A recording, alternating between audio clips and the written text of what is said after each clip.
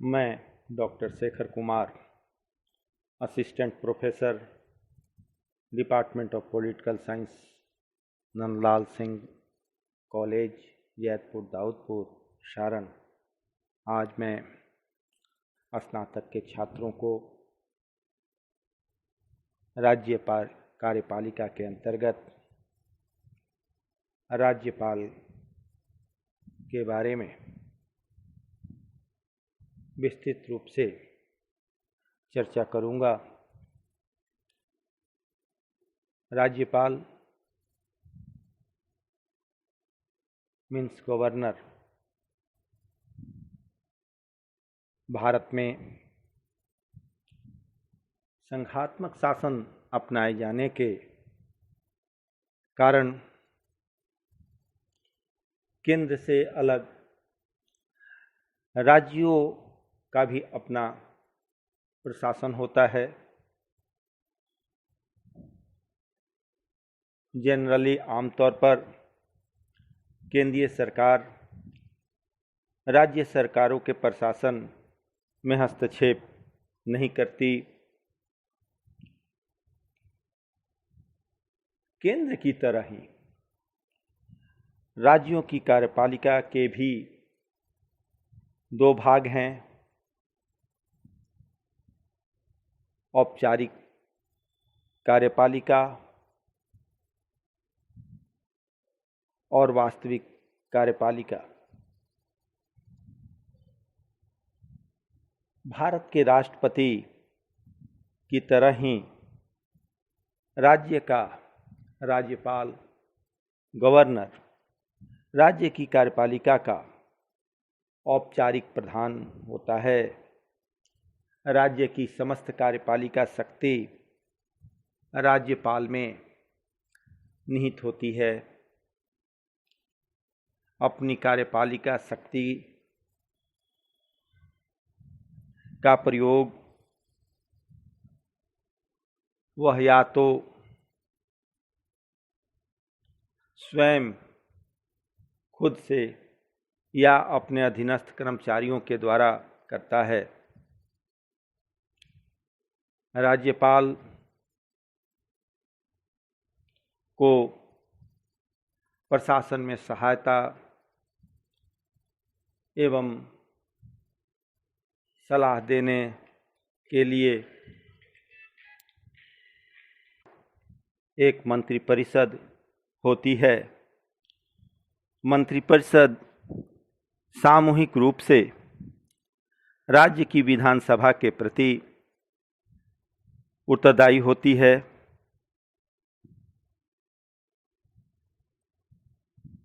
यदि हम राज्यपाल के अधिकारों की सूची को देखें तो भ्रम हो सकता है कि राज्यपाल अत्यधिक शक्तिशाली है, परंतु सच्चाई यह है कि राज्यों में भी संसदीय शासन प्रणाली अपनाई गई है और इसका प्रधान नाम मात्र का प्रधान होता है। यदि औपचारिक रूप से हम कहें तो राज्यपाल ही राज्य की सरकार का संवैधानिक प्रधान होता है। हमारे संविधान में अनुच्छेद 153 में यह कहा गया है कि प्रत्येक राज्य के लिए एक राज्यपाल होगा। राज्यपाल की कार्यपालिका शक्तियों का विस्तार वहाँ तक हो सकता है जहाँ तक राज्य में विधानमंडल को कानून बनाने का अधिकार है।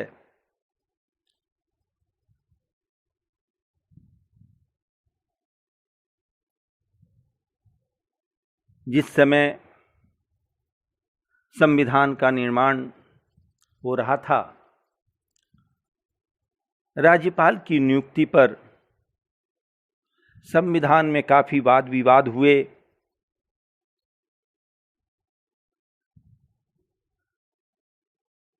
उन वाद विवादों के बाद राज्यपाल की नियुक्ति और उसके राजनीतिक प्रभावों पर संविधान के द्वारा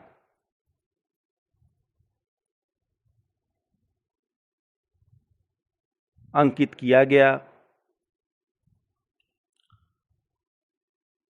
राष्ट्रपति राज्यपाल की नियुक्ति केंद्रीय मंत्रिमंडल के परामर्श से ही करता है। इसलिए राज्यपाल की नियुक्ति पूर्णतया एक राजनीतिक विषय हो जाती है। राज्यपाल की नियुक्ति से संबंधित कोई स्पष्ट नीति नहीं है। इसलिए इस पद पर ऐसे नेता लोग, अवकाश प्राप्त प्रशासक, चुनाव में हारे हुए प्रतिनिधि की नियुक्ति होती है।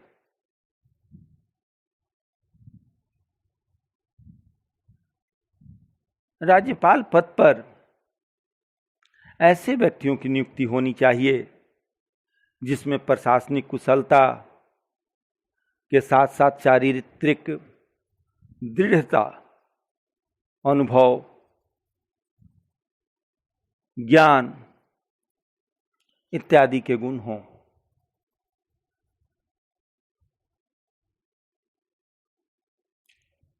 राज्यपाल की नियुक्ति से संबंधित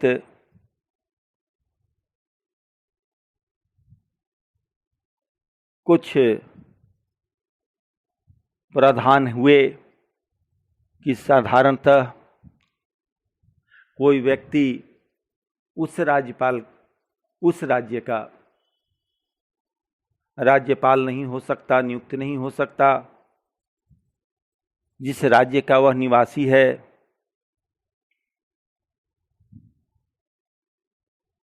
पर अपवाद में ऐसे उदाहरण हमें देखने को मिलते हैं।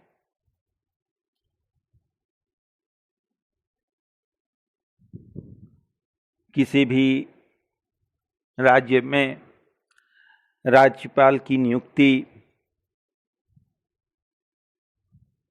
राज्य के मुख्यमंत्री के परामर्श से होनी चाहिए।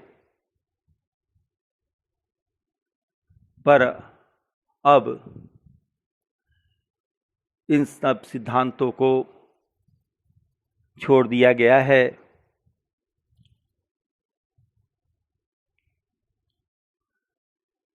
राष्ट्रपति के द्वारा राज्यों में राज्यपाल का मनोनयन किया जाता है। आखिर यह मनोनयन क्यों किया जाता है? मनोनयन का क्या कारण है?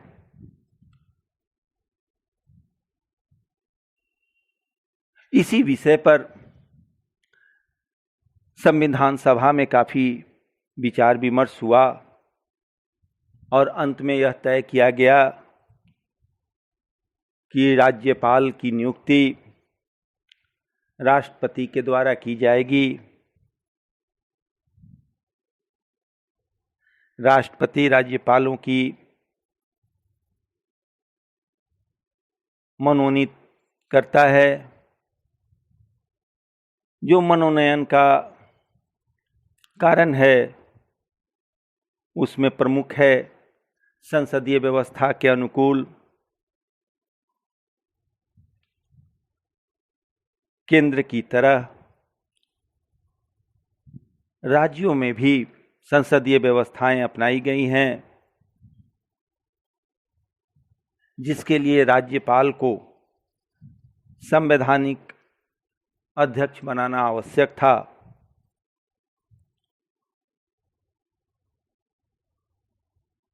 इसलिए संसदीय व्यवस्था के अनुकूल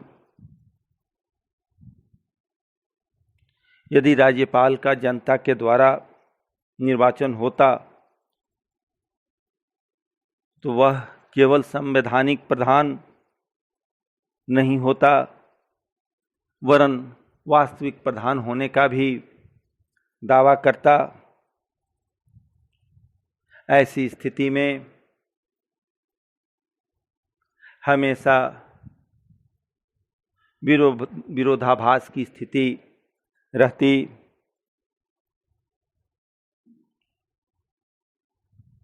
यदि गवर्नर का प्रत्यक्ष निर्वाचन होता तो सामान्य निर्वाचन के दौरान नेतृत्व की समस्या भी उत्पन्न होती।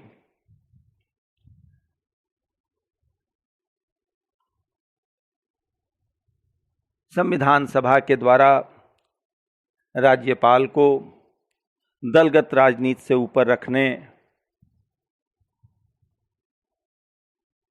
का प्रस्ताव रखा गया था।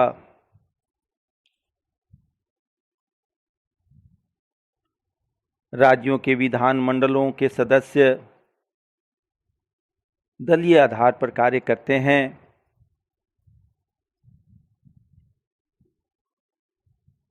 और यदि राज्यपाल का निर्वाचन भी दलीय आधार पर प्रारंभ हो जाता तो राज्यपाल बहुमत प्राप्त दल के हाथों का खिलौना हो जाता।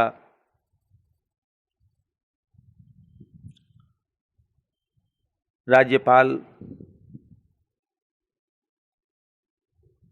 की नियुक्ति यदि निर्वाचन के आधार पर होती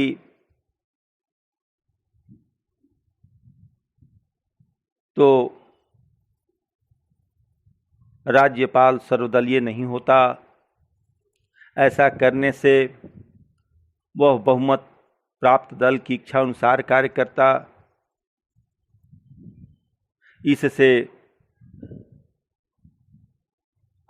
अन्य पार्टी के लोग राज्यपाल की प्रतिष्ठा और सम्मान की दृष्टि से नहीं देखते।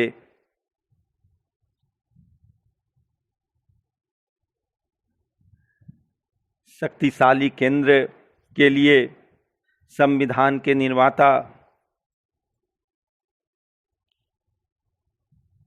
राज्यपाल के मनोनयन के पक्षधर थे।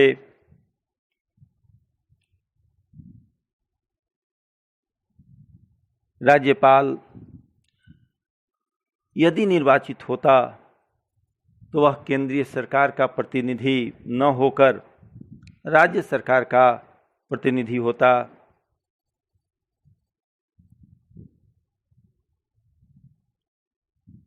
राज्यपाल के मनोनयन पर धन तथा समय के अपव्यय को भी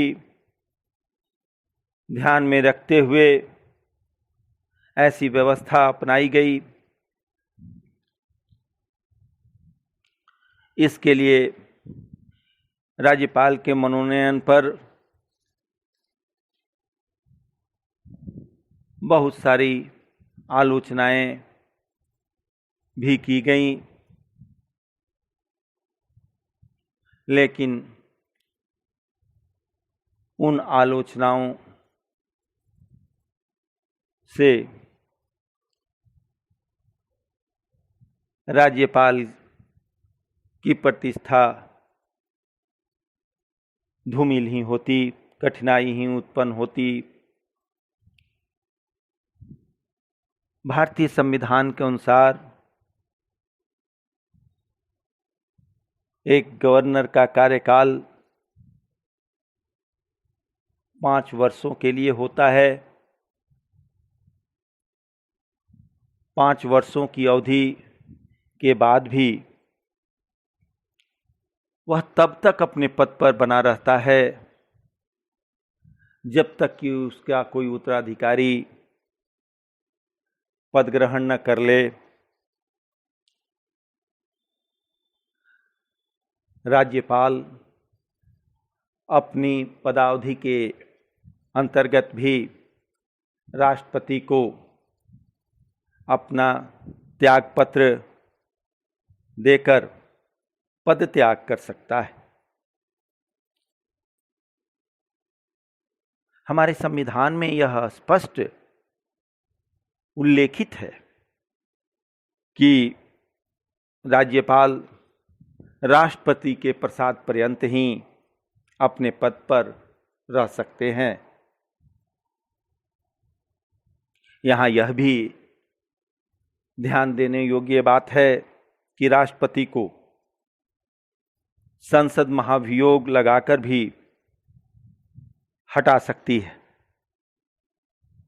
लेकिन राज्यपाल को विधानमंडल महाभियोग लगाकर नहीं हटा सकती।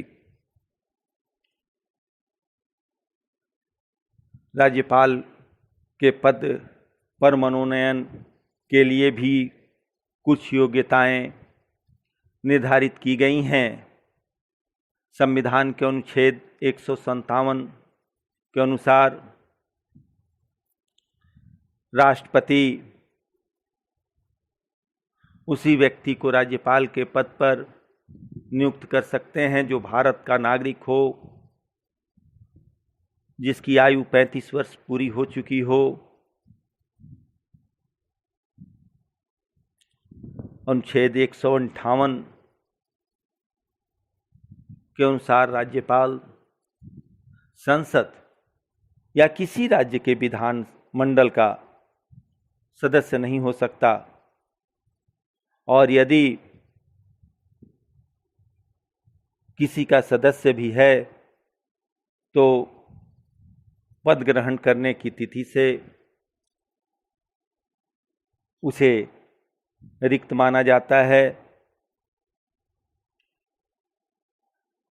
राज्यपाल भारतीय संघ के अंतर्गत किसी भी जगह पर लाभ के पद पर नहीं होना चाहिए।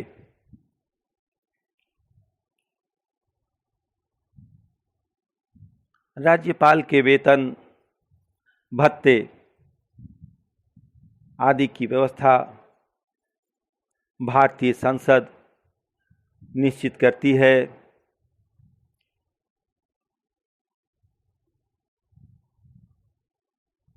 संविधान राज्यपाल को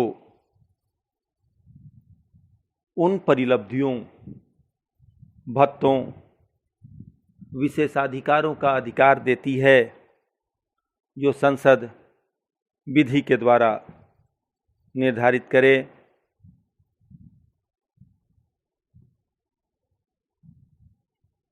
राज्यपाल को निःशुल्क निवास स्थान मिलता है जिसे राजभवन कहा जाता है। राज्यपाल को उसके कार्यकाल के दौरान उसके वेतन और भत्ते में किसी भी प्रकार की कटौती नहीं की जा सकती। राज्यपाल का वेतन और भत्ते राज्य के संचित निधि से प्रदान किए जाते हैं।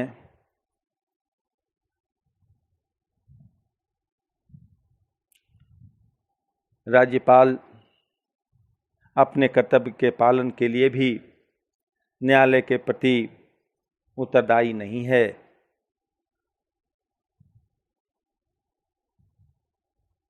राज्यपाल के कार्यकाल, योग्यताएं, उसके वेतन भत्तों की चर्चा करने के बाद हम राज्यपाल के कार्य एवं अधिकारों की चर्चा करना चाहते हैं। राज्यपाल गवर्नर राज्य का संवैधानिक प्रधान होता है। इसकी स्थिति राज्य में वैसी ही होती है जो केंद्र में राष्ट्रपति को होती है।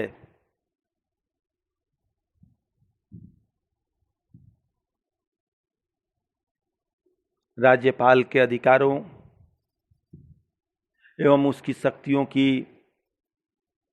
चर्चा करने के क्रम में हम उसके कार्यपालिका संबंधी अधिकारों की चर्चा करेंगे। भारतीय संविधान के अनुच्छेद 154 के द्वारा यह कहा गया है कि राज्य की समस्त कार्यपालिका शक्ति राज्यपाल में निहित होगी।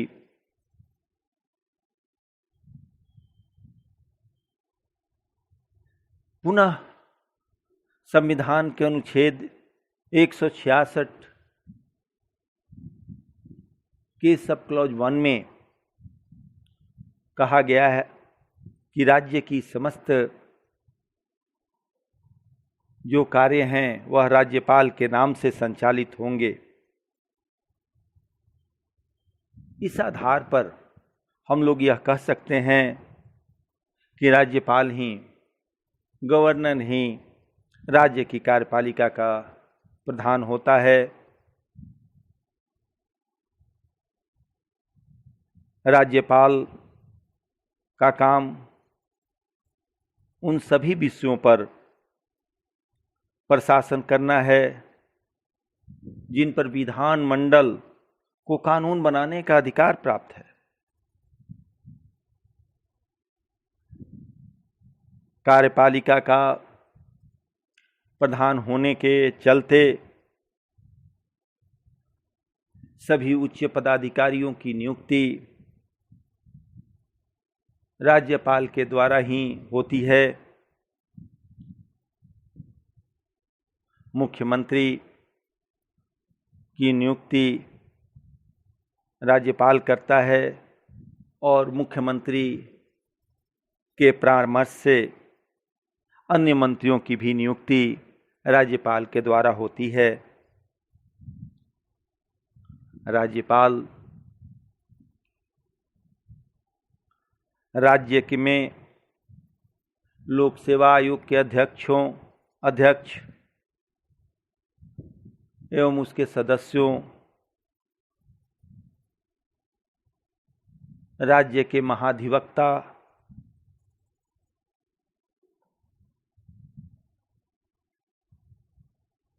आदि की नियुक्ति करता है।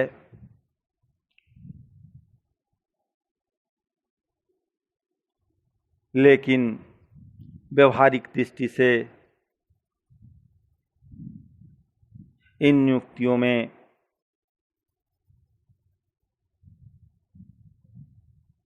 उच्च न्यायालय और राज्य लोक सेवा आयोग से विचार विमर्श किया जाता है।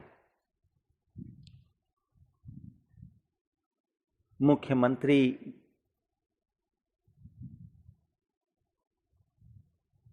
प्रशासनिक निर्णयों की सूचना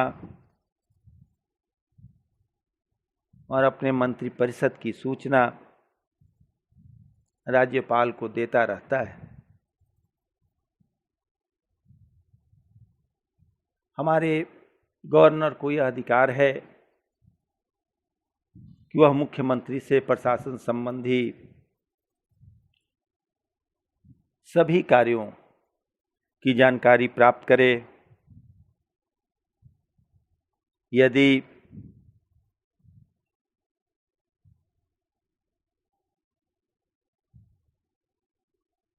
राज्य का शासन संविधान के अनुसार नहीं चल रहा हो तो राज्यपाल इसकी सूचना राष्ट्रपति को भेज सकता है।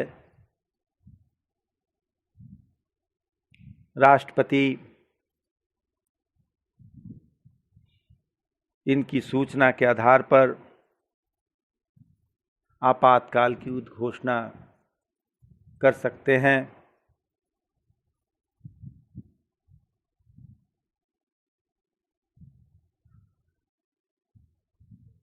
राज्यपाल के कार्यपालिका संबंधी अधिकार के साथ साथ विधायी अधिकार भी प्राप्त हैं। जिस प्रकार भारत का राष्ट्रपति संसद का अभिन्न अंग होता है, उसी तरह से राज्य में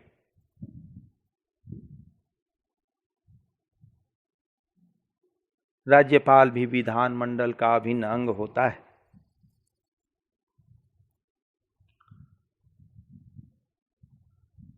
राज्य विधानमंडल के दोनों सदनों का अधिवेशन राज्यपाल बुलाता है, उसे स्थगित करता है, विधानसभा को भंग कर सकता है।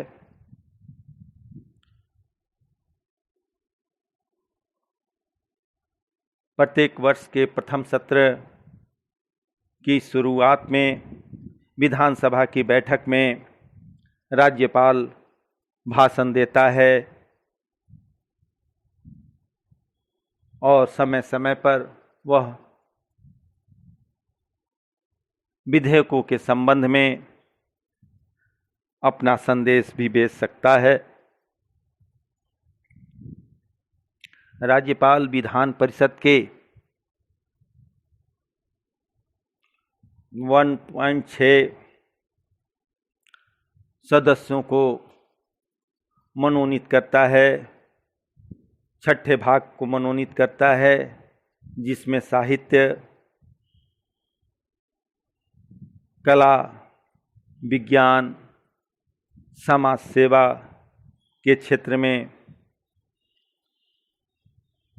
विशेष अनुभव प्राप्त व्यक्ति होते हैं।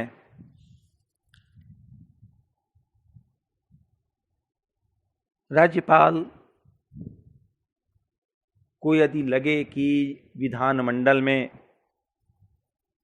एंग्लो इंडियन समुदाय का प्रतिनिधित्व पर्याप्त रूप से नहीं है, तो वह 2 प्रतिनिधियों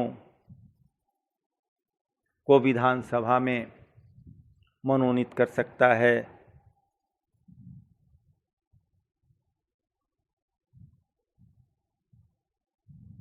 विधानमंडल द्वारा पारित किसी भी विधेयक को अधिनियम बनाने के लिए राज्यपाल की स्वीकृति आवश्यक होती है। राज्यपाल किसी भी विधेयक को विधानमंडल के पास पुनर्विचार के लिए लौटा सकता है,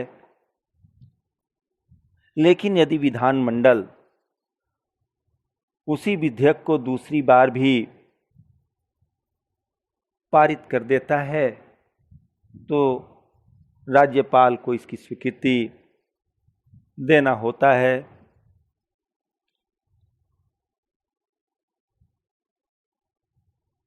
राज्यपाल राष्ट्रपति की स्वीकृति के लिए कुछ विधेयकों को संरक्षित रख सकता है।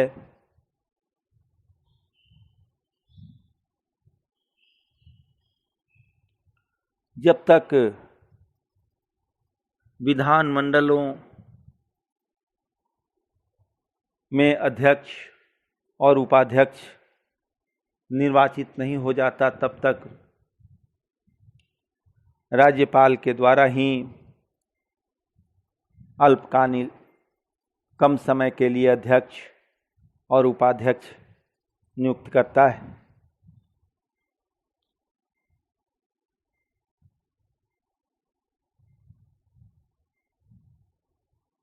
राज्यपाल ही निर्वाचन आयोग की सलाह से विधानमंडल के सदस्यों के निर्वाचन संबंधी विवादों पर निर्णय देता है।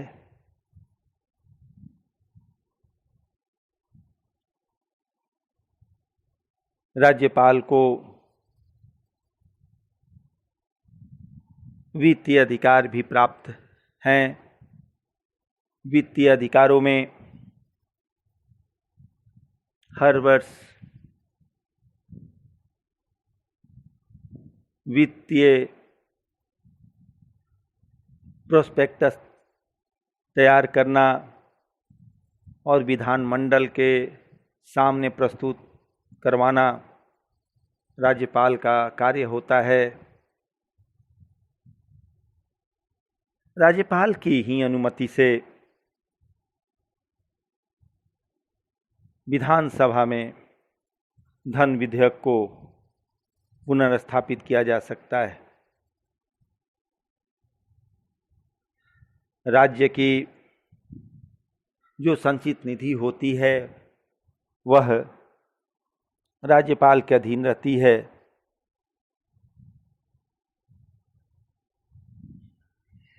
इसके लिए विधानमंडल की स्वीकृति की आशा में वह व्यय की अनुमति दे सकता है। राज्यपाल से ही किसी भी अनुदान की मांग की जा सकती है। वित्तीय मामलों में किसी प्रकार का भी संशोधन लाने के लिए राज्यपाल की स्वीकृति आवश्यक होती है। राज्यपाल को इन वित्तीय अधिकारों के अलावा न्यायिक अधिकार भी प्राप्त हैं। इन न्यायिक अधिकारों का उपभोग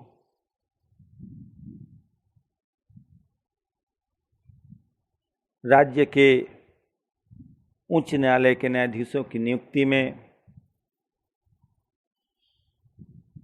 राज्यपाल की सलाह ली जाती है।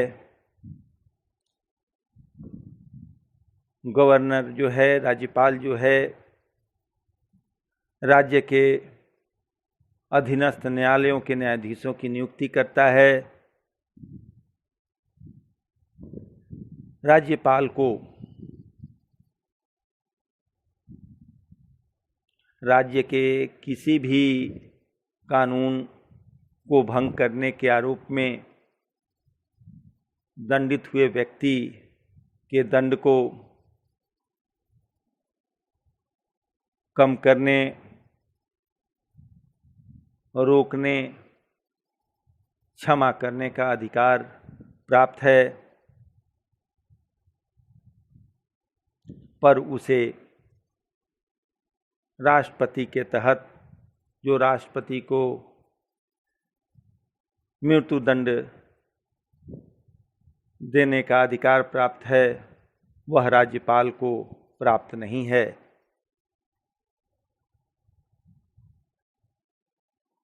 इन सब अधिकारों के अलावा राज्यपाल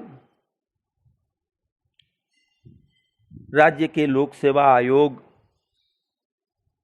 का वार्षिक प्रतिवेदन प्राप्त करता है और उसे समीक्षा के लिए मंत्रिपरिषद के पास भेजता है।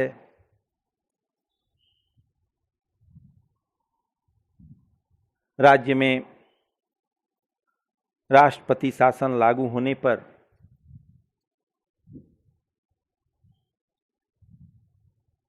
राष्ट्रपति के एजेंट के रूप में राज्यपाल काम करता है।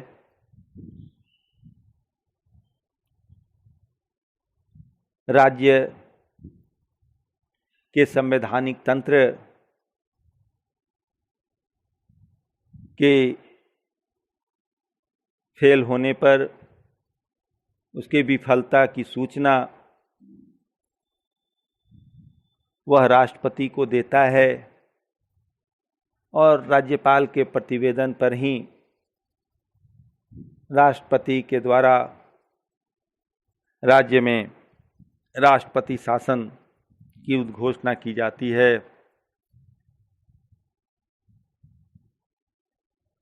राज्यपाल अपने राज्य के अधीन राज्य के सभी विश्वविद्यालयों का कुलाधिपति होता है और कुलाधिपति चांसलर के रूप में वह विभिन्न प्रकार के कार्यों को संपादित करता है।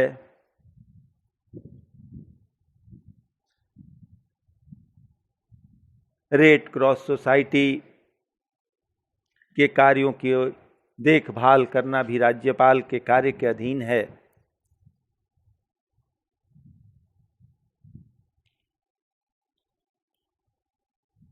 कुछ मामलों में राष्ट्रपति के निर्देश पर राज्यपाल के पास विशेष उत्तरदायी होते हैं।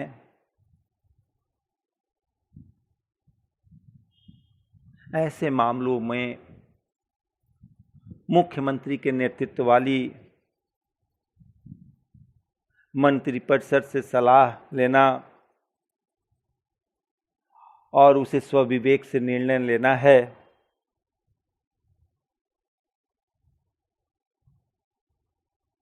राज्यपाल और मंत्रिपरिषद में संबंध होता है। हम मंत्रिपरिषद के संबंध में कह सकते हैं कि राज्यपाल राज्य का संवैधानिक प्रधान है और राज्य के सारे कार्य उसी के नाम से संचालित होते हैं।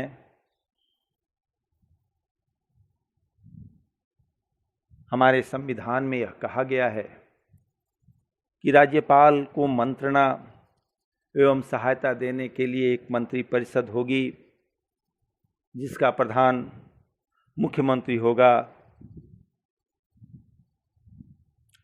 मंत्रिपरिषद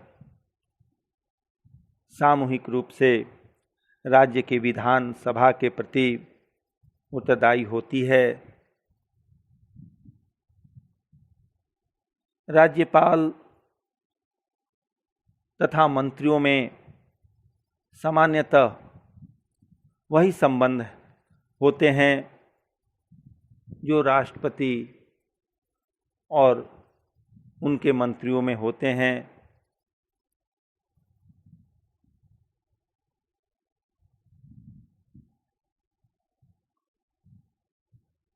एक प्रमुख अंतर यह होता है कि संविधान में राज्यपालों को कुछ कार्यों में स्वविवेक से निर्णय लेने का अधिकार होता है।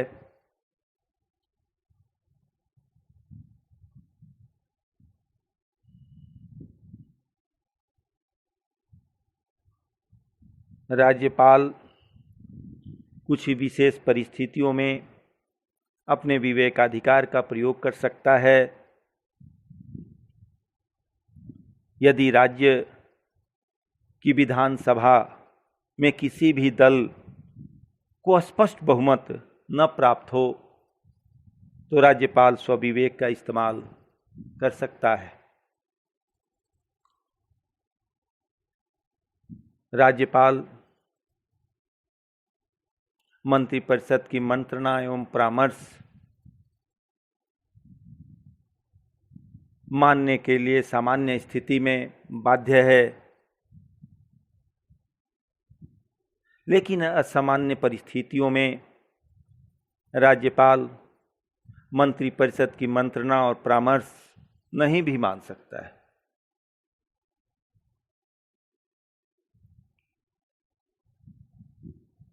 यदि उदाहरण के रूप में हम देखें तो मंत्रिपरिषद के लिए समय निश्चित करने, विधानसभा का अधिवेशन बुलाने या उसे स्थगित करने में राज्यपाल मंत्रिपरिषद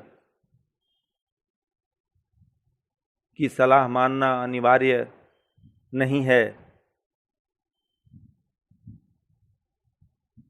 राज्यपाल को यदि यह लगे कि मंत्रिपरिषद के जो आदेश हैं, जो सलाह हैं वह संवैधानिक हैं या राष्ट्रपति के द्वारा जो निर्देश भेजे गए हैं उनका उल्लंघन करते हैं, तो वह अपने विवेक का प्रयोग कर सकता है।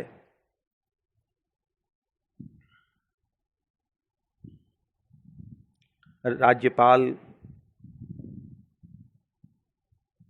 की स्थिति पर भी काफ़ी विवाद रहा है। इनके स्थिति के वास्तविक और संवैधानिक स्थिति पर काफ़ी चर्चाएं होती रही हैं।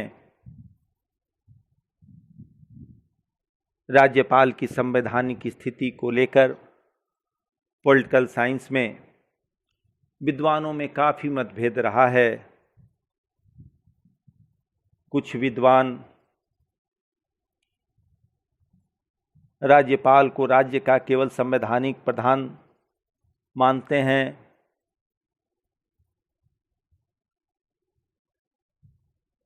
उनके अनुसार वह अपने समस्त अधिकारों का प्रयोग मंत्रिपरिषद की सलाह से करता है।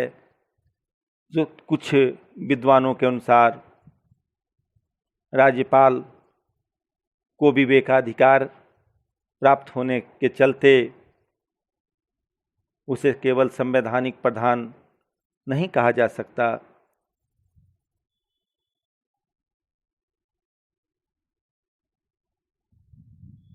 राज्यपाल एक संवैधानिक प्रधान के रूप में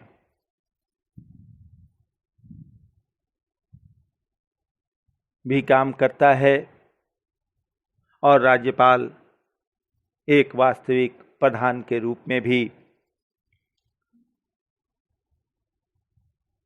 भारतीय राज्यों में संसदीय शासन की वास्तविक शक्तियां मंत्रिपरिषद में निहित होती हैं, जो सामूहिक रूप से विधानसभा के प्रति उत्तरदायी होती हैं।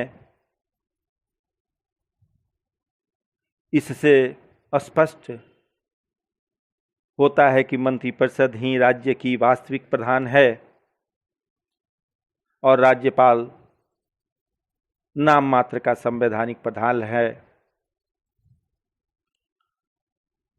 राज्यपाल को मंत्रिपरिषद के परामर्श के अनुसार ही, उसके सलाह के अनुसार ही कार्य करना पड़ता है। संविधान में ऐसा कोई भी उपबंध नहीं है जिससे यह पता चले कि राज्यपाल को मंत्रिपरिषद का परामर्श मानना अनिवार्य है, मानना ही है। फिर भी संसदीय शासन प्रणाली के अनुरूप राज्यपाल को मंत्रियों का परामर्श स्वीकार करना अनिवार्य है। लेकिन जब हम राज्य के वास्तविक प्रधान के रूप में राज्यपाल की चर्चा करते हैं तो यह स्पष्ट होता है कि राज्यपाल केवल संवैधानिक प्रधान है,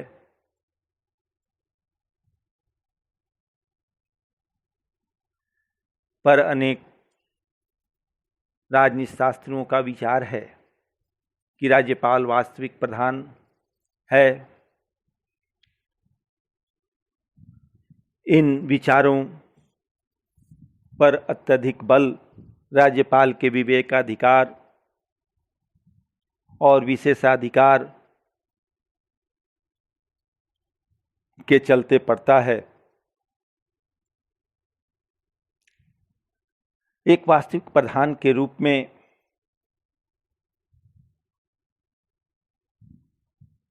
कहने का राजनीति शास्त्रियों का तर्क यह है कि कुछ विशेष परिस्थितियों में राज्यपाल अपनी शक्तियों के प्रयोग से स्वविवेक का इस्तेमाल कर सकता है। ऐसी परिस्थितियां जो विशेष परिस्थितियां होती हैं उस समय होती हैं जब किसी एक दल या गठबंधन का विधानसभा में स्पष्ट बहुमत प्राप्त न हो, दल बदल की स्थिति से सरकार के अस्तित्व पर खतरा उत्पन्न हो जाए या उत्पन्न होने वाला हो, संभावित हो, राज्य में शांति और व्यवस्था की स्थिति सही नहीं हो, केंद्रीय निर्देशों के अनुपालन में राज्य के सरकार के द्वारा कोताही की जा रही हो, तो ऐसी परिस्थितियों में राज्यपाल केवल संवैधानिक अध्यक्ष के रूप में नहीं रहता, वरन वह एक वास्तविक प्रधान बन जाता है।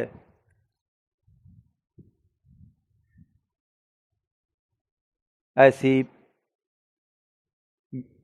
स्थिति में राज्यपाल महत्वपूर्ण भूमिका निभा सकता है।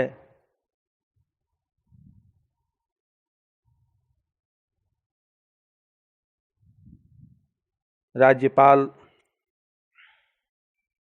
के अधिकारों, कार्यों, उसकी स्थिति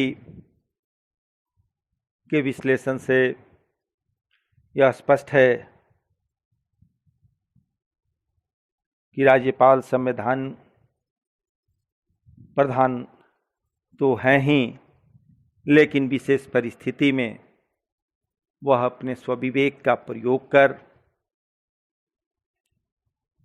महत्वपूर्ण भूमिका निभा सकता है।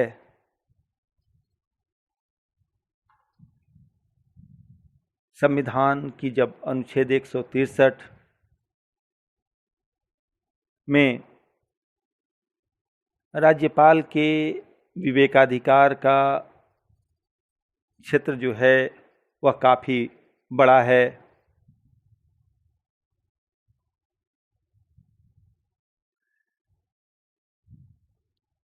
यदि केंद्र राज्य में एक ही दल की सरकार है तो राज्यपाल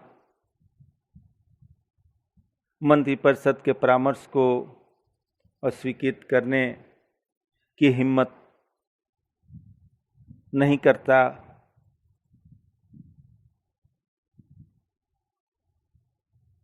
चूँकि राज्यपाल एक संवैधानिक प्रधान है, इसलिए वह मंत्रिपरिषद के अधिक से अधिक परामर्श को प्रोत्साहन दे सकता है।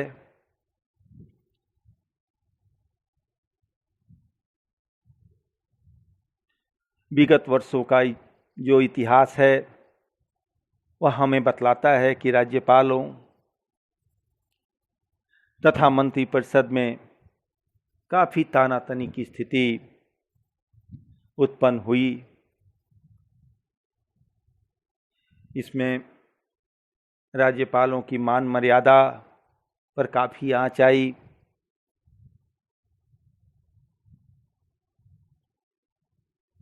राज्यपालों को भी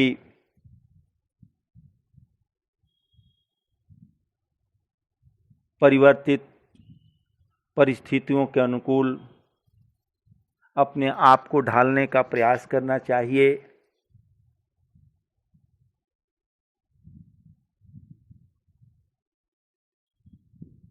राज्यपाल को राज्य कार्यपालिका का वास्तविक प्रधान नहीं कहा जा सकता, लेकिन वह नाम मात्र का अध्यक्ष भी नहीं है। वह ऐसा एक अधिकारी है जो राज्य के शासन में महत्वपूर्ण रूप से भाग ले सकता है। राज्यपाल के उपयुक्त चर्चाओं से हमने राज्यपाल के संवैधानिक और वास्तविक स्थिति को बखूब समझा। बहुत सारे संदेह दूर हुए। आज हमने उसके कार्यों, अधिकारों, शक्तियों और मनोनयन संबंधी सारी बातों का विस्तार से आपके समक्ष उल्लेख किया। इससे आप सभी लाभान्वित होंगे। धन्यवाद।